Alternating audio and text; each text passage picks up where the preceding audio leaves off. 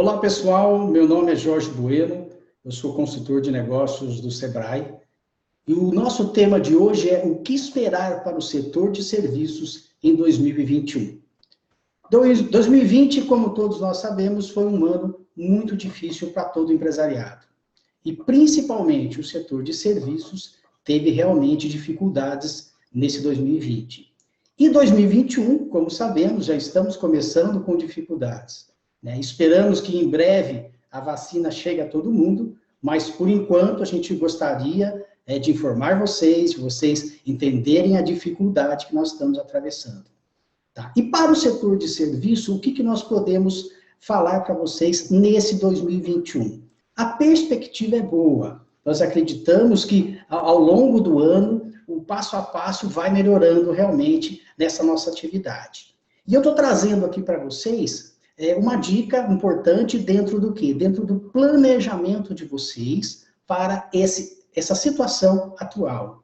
2 pontos eu peguei dentro do planejamento e gostaria de estar conversando com vocês. Um deles é o cliente e o outro são os controles financeiros. O cliente, bem, qual é esse nosso novo cliente? Qual é esse comportamento desse nosso novo cliente? Eu gostaria que vocês prestassem atenção justamente nessa parte, que vocês conseguem fazer o quê? Um cadastro mais aprofundado desse cliente. Antigamente bastava um cadastro simples. Hoje é importante que a gente aprofunde um pouco mais nessas informações. Nós dizemos aqui sobre a persona, ou seja, o que é a persona? É justamente a gente conseguir mais detalhes aprofundados do nosso cliente. E é preciso fazer um estudo realmente mais avançado para que a gente compreenda como está o nosso cliente hoje. Qual que é o novo comportamento desse cliente? Faça um cadastro mais aprofundado, mais detalhado. Conheça melhor o que o seu cliente gostaria de estar recebendo de serviço de vocês. Tá? Hoje, o cliente ele está mais dentro de casa. Isso até facilita o nosso trabalho do prestador de serviço.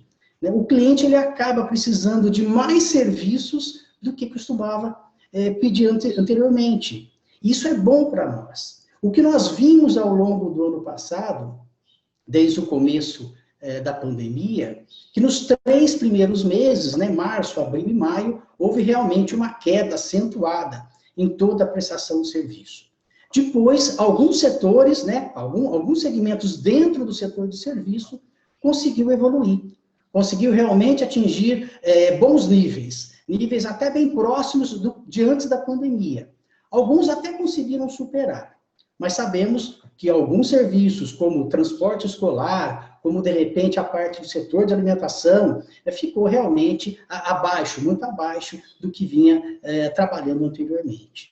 Então, quando vocês definem melhor esse cliente, quem é esse meu cliente?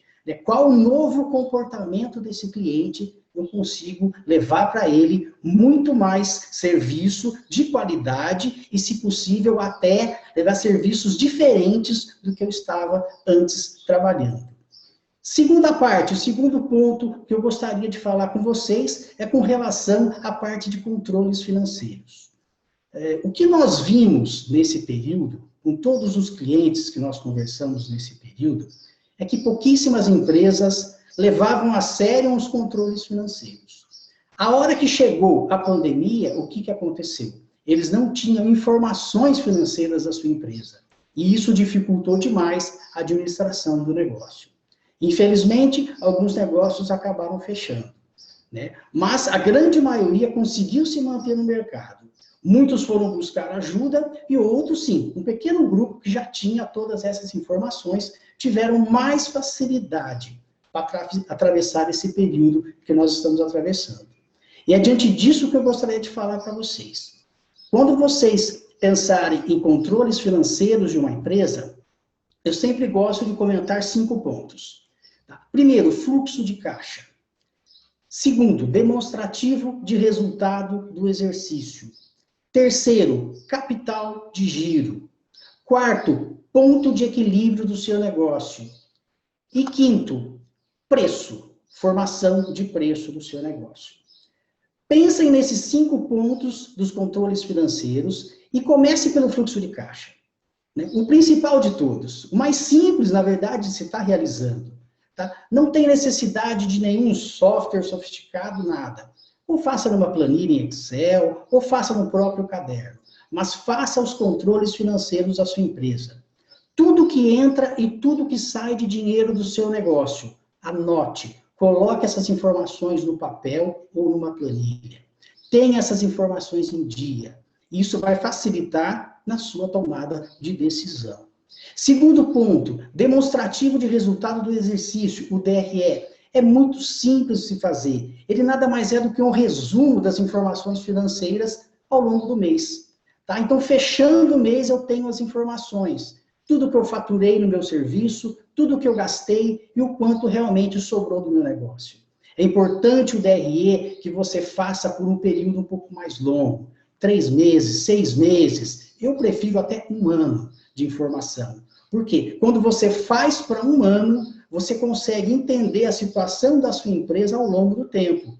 E você vai saber, aqueles meses que o seu negócio foi bem, que te deu um lucro, que gerou um lucro para você, e aqueles meses, de repente, que não foi tão bem assim, que você, às vezes, empatou ou até perdeu dinheiro. Então, é importante que você saiba isso ao longo do tempo, como que está a situação da sua empresa. O terceiro ponto é o capital de giro, né? Aquela reserva de dinheiro que você precisa ter no seu negócio, para que você justamente consiga complementar, pagar os seus vencimentos e estar em dia. Muitas empresas, aí que nós verificamos ao longo desse período, não tinham o capital de giro e tiveram dificuldade nesse momento de oscilação na economia. Tiveram que buscar recursos em instituições financeiras e acabaram aí pagando realmente juros, normalmente altos, para esse dinheiro. Aquelas empresas que já tinham um capital de giro conseguiram se manter mais tempo no mercado com seus vencimentos pagos em dia. O quarto ponto é o ponto de equilíbrio de um negócio. O que é o ponto de equilíbrio do negócio? Eu sempre costumo dizer que é a sua meta inicial. Essa é a sua meta básica para a sua empresa. Tá? Quando eu faço o cálculo desse meu ponto de equilíbrio, que é aquele momento onde o que sua empresa vendeu conseguiu pagar todas as suas contas, não sobrou nada, não sobrou dinheiro para ter um lucro, mas também não faltou dinheiro e não teve prejuízo. É aquele momento de empate. Né? O que eu consegui vender, eu consegui pagar nas minhas contas. Ele passa a ser para você uma média. Quando eu faço esse cálculo, eu tenho uma média que eu tenho que vender todo mês. Tá? Poxa, essa é a minha meta que eu tenho que fazer todo mês, para que pelo menos eu consiga pagar as minhas contas. E por último, um dos pontos mais difíceis dentro do controle financeiro é o preço, a formação de preço. Mas para eu chegar nesse preço, eu preciso ter todas essas informações que nós conversamos anteriormente. Se eu não tiver todas essas informações, vai ficar difícil eu chegar no preço do meu produto ou serviço. Tá? É importante que o preço não seja baseado, como a gente fala assim, né, no chutômetro. Né? Muitas empresas que nós conversamos, elas fazem o preço de uma forma como um chutômetro, ou se baseiam na concorrência, né? Algumas se baseiam, de repente, no seu próprio feeling, eu acho que é tanto, né? E algumas, aí poucas, aí pensam realmente baseada nos seus gastos, que é muito importante você ter essas informações. Então, a hora que você tiver todas essas informações anteriores que nós comentamos aqui, vai ficar muito mais fácil você chegar no seu preço ideal.